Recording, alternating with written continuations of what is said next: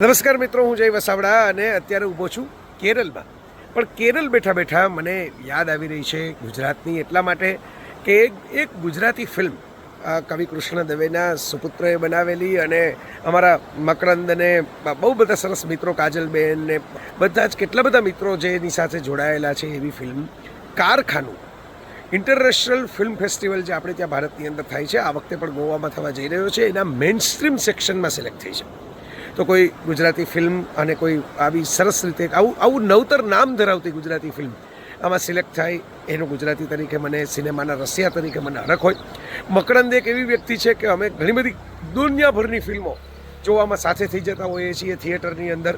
તો મેં તો ટિકિટ ખર્ચીને જોવાનું નક્કી કરેલું, પણ કમનસીબે ત્યારે હું વિદેશ હતો અને પછી પાછો આવ્યો, ત્યાં સુધીમાં એ થિયેટરમાં રહી નહોતી. પણ હવે આ ફેસ્ટિવલને કારણે આપણને ફરીથી જોવા મળશે અને ઘણા બધા લોકોને દુનિયાભરમાં જોવા મળશે, એનો આનંદ છે.